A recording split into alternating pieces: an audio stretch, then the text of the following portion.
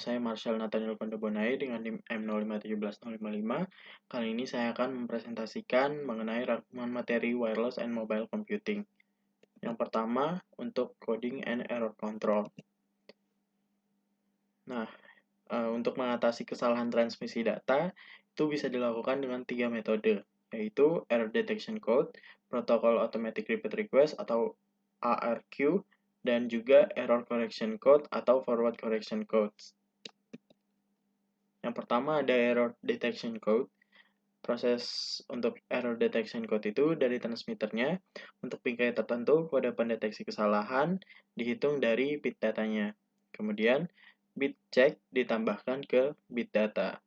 Untuk receivernya, itu memisahkan frame yang masuk menjadi bit data dan bit check, kemudian menghitung bit check dari bit data yang diterima, kemudian membandingkan bit check yang dihitung dengan bit check yang diterima, kemudian kesalahan yang terdeteksi terjadi jika ketidakcocokan. Kemudian ada error detection code, masih di error detection code, itu ada dua metode yang biasanya digunakan untuk error detection code, yaitu parity check dan juga cyclic redundancy check atau CRC. Untuk CRC ini ada 3 cara, yaitu modulo 2 arithmetic, polynomial, dan juga digital logic. Kemudian selanjutnya untuk metode error correction code, itu untuk prosesnya dari transmitternya itu encoder koreksi kesalahan maju atau FSI memetakan setiap blok A bit menjadi code word block and bit. Kemudian code word ditransmisikan analog untuk transmisi wireless. Kemudian untuk receivernya, sinyal masuknya didemodulasi. Kemudian blok melewati decoder FSI. Untuk error correction code ini sendiri ada 4 metode yang biasanya digunakan, yaitu Hamming code, cyclic code, Reed-Solomon code, dan juga interleaving code. Kemudian yang terakhir ada automatic repeat request, yaitu mekanisme yang digunakan dalam kontrol data link dan juga protokol transport. Nah, automatic repeat request ini mengandalkan penggunaan kode deteksi kesalahan seperti CRC. Kemudian ada juga alur kontrol dan juga kontrol kesalahan. Yang pertama ada flow control. Flow control ini berguna untuk memastikan bahwa entitas pengirim tidak membanjiri entitas penerima dengan data. Protokol dengan mekanisme kontrol aliran memungkinkan beberapa PDU transit pada waktu yang sama. PDU tiba dengan urutan yang sama dengan saat mereka dikirim. Control flow juga transmitternya menyimpan daftar atau jendela nomor urut yang diizinkan untuk dikirim. Kemudian penerima memelihara daftar yang diizinkan untuk menerima. Selanjutnya ada error control requirement. Untuk requirement-nya ada deteksi kesalahan, kemudian ada pengakuan positif, kemudian ada transmisi ulang setelah batas waktu, dan juga pengakuan negatif dan transmisi ulang. Masuk ke materi selanjutnya mengenai satellite communication. Yang pertama ada kategori komunikasi satelit dan juga klasifikasi orbit satelitnya. Untuk kategorinya, berdasarkan cakupan area dibagi menjadi 3, yaitu global, regional, dan juga nasional. Berdasarkan tipe layanan terbagi menjadi 3 juga, yaitu Fixed Service Satellite atau FSS, kemudian ada Broadcast Service Satellite atau BSS, dan juga ada Mobile Service Satellite atau MSS. Sedangkan berdasarkan penggunaan secara umum dibagi menjadi 4, yaitu komersial, military, amateur, dan juga eksperimental. Kemudian untuk klasifikasinya, itu ada 3. Yang pertama itu orbit melingkar atau ellipse. Kemudian ada orbit mengelilingi bumi di berbagai bidang, dan juga berdasarkan ketinggian satelitnya, yaitu ada geostationary orbit atau GEO, ada medium Earth orbit atau MEO, dan juga ada low Earth orbit atau LEO. Kemudian ada faktor performa satellite link. Untuk faktor-faktornya itu yang pertama ada jarak antara antena stasiun bumi dan juga antena satelit. Kemudian untuk downlink jarak terestrial antara antena stasiun bumi dan titik tujuan satelit. Kemudian ada atenuasi atmosfer. Atenuasi atmosfer ini dipengaruhi oleh oksigen, air, sudut ketinggian, dan frekuensi yang lebih tinggi. Kemudian ada strategi alokasi kapasitas. Itu ada 3 strategi, yaitu Frequency Division Multiple Access atau FDMA, kemudian ada Time Division Multiple Access atau TDMA, dan juga ada Code Division Multiple Access atau CDMA. Yang pertama ada FDMA, untuk bentuknya itu ada Fixed Assignment Multiple Access atau FAMA, dan juga ada Demand Assignment Multiple Access atau DAMA. Masuk ke materi selanjutnya, yaitu mengenai Cellular Wireless Network. Nah, untuk Cellular Wireless Network ini, jaringan seluler adalah sebuah jaringan radio yang didistribusikan kemana saja melalui sel-sel, di mana setiap sel menyertakan transceiver, lokasi tetap yang dikenal sebagai stasiun pangkalan. Area jangkauan jaringan seluler dibagi menjadi sel. Setiap sel memiliki antena sendiri untuk mengirimkan sinyal. Setiap sel memiliki frekuensinya sendiri. Komunikasi data dalam jaringan seluler dilayani oleh pemancar stasiun pangkalan, penerima, dan juga unit kontrolnya. Bentuk sel itu bisa berupa persegi maupun segi enam atau heksagon. Kemudian ada yang namanya frekuensi rius. Apa itu frekuensi rius? Jadi frekuensi rius adalah proses menggunakan frekuensi radio yang sama di situs pemancar radio dalam area geografis yang dipisahkan oleh jarak yang cukup untuk menyebabkan gangguan minimal satu sama lain. Peningkatan kapasitas diperlukan karena banyaknya user yang menyebabkan lalu lintas menumpuk sampai tidak tercukupinya frekuensi band sebuah sel. Maka diambil beberapa pendekatan untuk mengurangi beban lalu lintas, yaitu yang pertama menambah channel, yang kedua meminjam frekuensi, yang ketiga melakukan cell splitting, yang keempat melakukan cell sectoring, dan juga yang kelima menggunakan microcell. Kemudian untuk selanjutnya ada operasi jaringan selulernya. Untuk operasinya yang pertama ada base station, di mana base station ini adalah salah satu bentuk infrastruktur telekomunikasi yang berperan dalam mewujudkan komunikasi nirkabel antara jaringan operator dengan perangkat komunikasi biasa yang disebut dengan BTS atau Base Transceiver Station, atau dalam bahasa Indonesia disebut dengan stasiun pemancar. Kemudian ada MTSO, di mana MTSO ini berfungsi untuk menghubungkan telepon seluler dengan PSTN, mengatur agar sistem tetap beroperasi, dan dapat menangsi 100.000 pelanggan seluler dan 5.000 panggilan dalam waktu yang bersamaan. Kemudian ada 2 jenis panggilan antara 2 user dalam satu area yang dikontrol oleh MTSO, yaitu Mobile Unit Initialization dan juga Mobile Originated Call. Kemudian ada juga fungsi tambahan dalam panggilan yang dikontrol oleh MTSO, yaitu call blocking, call termination, call drop, dan juga call to or from fixed and remote mobile subscriber.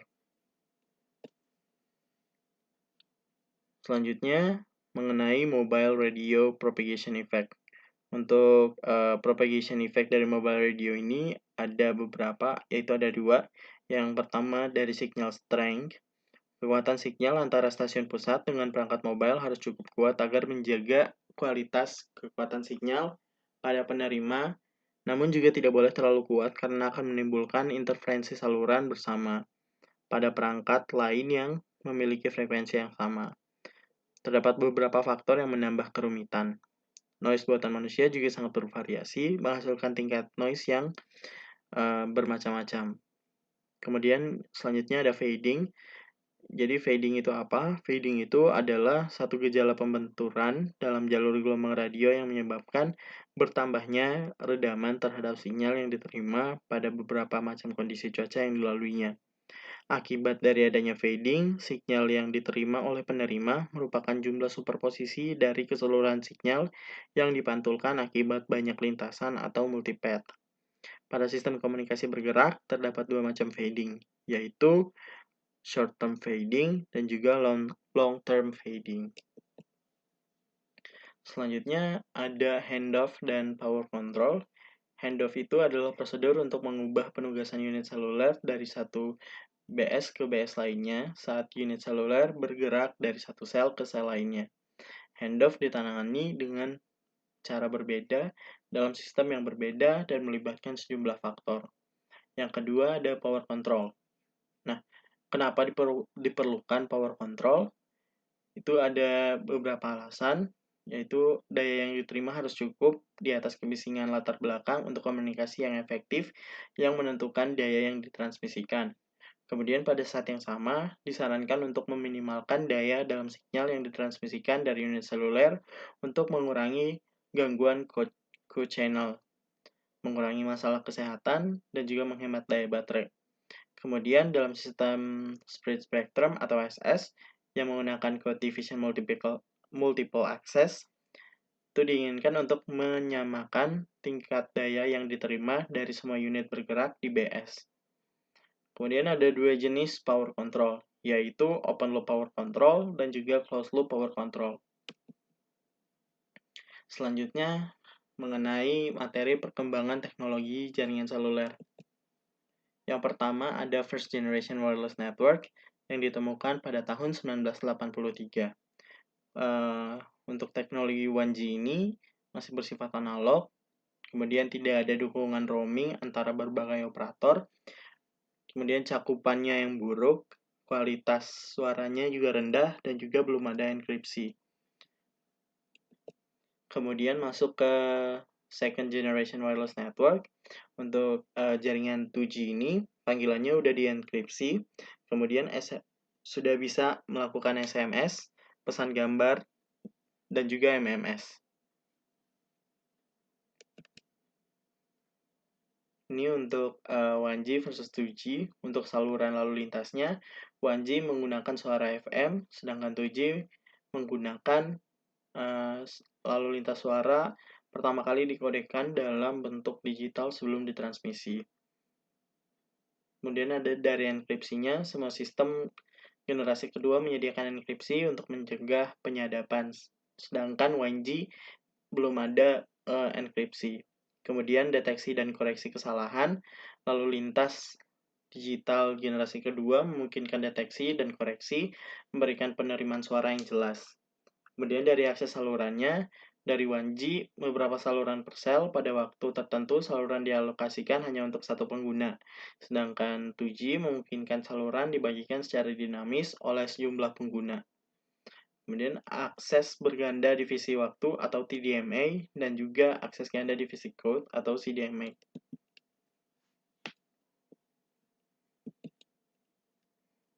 Kita lanjut ke generasi ketiga. Untuk third generation wireless network, itu teknologi jaringan wireless generasi ketiga menyediakan komunikasi nirkabel berkecepatan cukup tinggi untuk mendukung multimedia, data, dan video selain suara. Jadi di third generation ini, di 3G ini, udah ada beberapa layanan baru, yaitu tidak hanya mengenai suara, tapi sekarang juga bisa melakukan konferensi video, streaming video, dan juga VoIP. Kemudian masuk ke generasi keempat, fourth generation wireless network, yang mana kecepatannya sudah lebih cepat, bisa melakukan streaming video berkualitas tinggi, dan juga akses web seluler lebih cepat, hingga 1 GB per detik untuk pengguna stasioner. Kemudian di layanan 4G ini juga udah menyediakan layanan game dan juga video yang mempunyai high definition dan juga bisa melakukan konferensi video dengan kualitas yang baik. Kemudian untuk generasi kelima atau fifth generation wireless network, yang mana untuk generasi kelima ini udah mencakup IoT atau Internet of Things, yang mana bisa melakukan banyak inovasi. Contohnya operasi jarak jauh, telemedicine, dan bahkan pemantauan tanda vital jarak jauh yang dapat menyelamatkan nyawa manusia. Jadi 5G ini punya berbagai manfaat dalam kehidupan manusia, terutama melalui Internet of Things-nya. Selanjutnya kita masuk ke materi wireless LAN technology. Wireless LAN adalah jaringan yang memungkinkan perangkat untuk terhubung dan berkomunikasi secara nirkabel. Berbeda dengan LAN yang menggunakan kabel secara tradisional, di mana biasanya perangkat berkomunikasi melalui kabel Ethernet, sementara perangkat pada wireless LAN mengakses jaringan dengan Wi-Fi. Untuk aplikasi dari wireless LAN ini ada 4, yaitu LAN extension, kemudian ada interconnection antar gedung, kemudian ada akses nomaden, dan juga ada jaringan ad hoc. Yang pertama mengenai LAN extension, yaitu wireless LAN terhubung ke kabel LAN di tempat yang sama.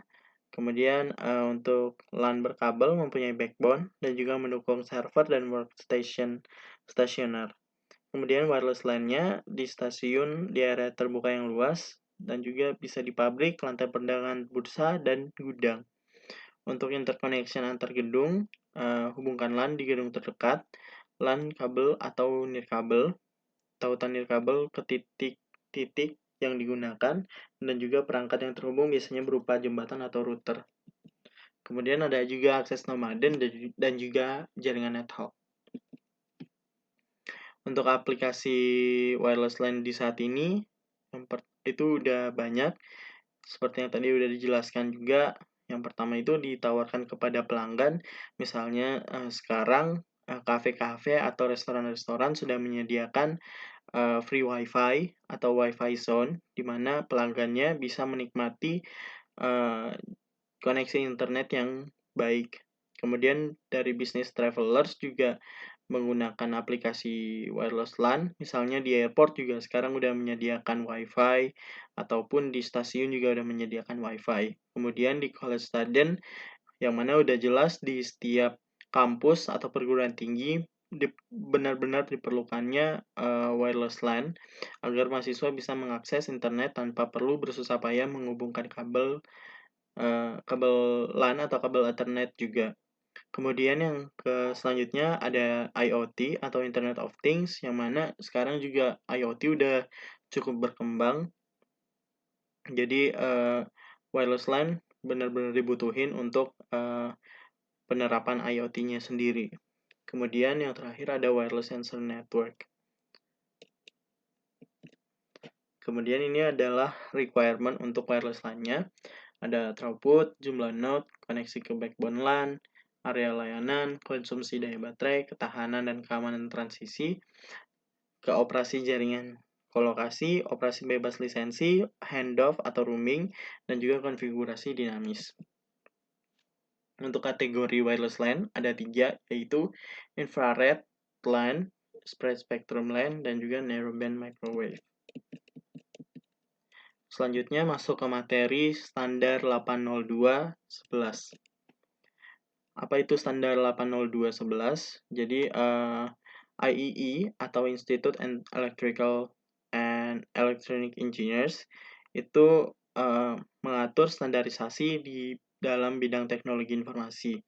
Nah, setiap standarisasi yang diciptakan memiliki kodenya tersendiri. Salah satunya adalah di jaringan wireless yang memiliki kode 802.11. Dengan adanya standar ini dimaksudkan agar setiap perangkat wireless yang berbeda tetap dapat berkomunikasi meski berbeda vendor. IEE 802.11 adalah serangkaian spesifikasi, kendali akses medium, dan lapisan fisik untuk mengimplementasikan komunikasi komputer wireless lokal area network di frekuensi 2,4, 3,6, 5, dan juga 60 GHz. Ini adalah arsitektur standar dari IEE 802.11. Sampai saat ini sudah terdapat 6 standar yang sudah digunakan, yaitu 802.11a, 802.11b, 802.11g, 802.11n, 802.11ac, dan juga 802.11ax. Kemudian ada juga istilah MIMO dan juga MU-MIMO. MIMO itu adalah singkatan dari Multiple Input, Multiple Output. MIMO adalah sebuah teknologi antena untuk berkomunikasi wireless dengan antena ganda yang digunakan untuk kedua sumber transmitter dan receiver. Masing-masing sirkuit antena untuk berkomunikasi dikombinasikan untuk meminimalkan error dan mengoptimalkan kecepatan data. Kemudian ada MUMIMO atau singkatan dari multi-user, multiple input, multiple output. Pada MUMIMO sendiri, protokol yang digunakan adalah 802.11ac. Tapi tidak semua chipset Wi-Fi yang mendukung protokol 802.11ac juga mendukung fitur MUMIMO. Selanjutnya, yaitu materi terakhir mengenai Bluetooth, RFID, dan juga Wireless Sensor Network. Yang pertama mengenai Bluetooth. Bluetooth juga dikenal sebagai IEEE 802.15.1, yaitu salah satu standar komunikasi nirkabel jarak pendek yang paling populer. Ponsel, mouse, atau keyboard wireless, smartwatch, gelang, dan earphone merupakan beberapa contoh dari penerapan Bluetooth. Kemudian ada Bluetooth Radio Band. Bluetooth Radio Band itu berkisar di antara 2400 MHz hingga 2483,5 MHz. Kemudian pada Bluetooth Radio Band juga dikenal yang namanya frekuensi hopping, yang mana berfungsi untuk menghindari interferensi sinyal. Kemudian masuk ke Bluetooth Connection, yaitu untuk membuat proses koneksinya, yaitu ada dua perangkat dan juga menggunakan beberapa step dalam 3 keadaan progresif, yaitu inquiry, paging, dan juga connection. Pada connection sendiri terdapat beberapa state atau keadaan, yaitu active mode, sniff mode, hold mode, dan juga park mode.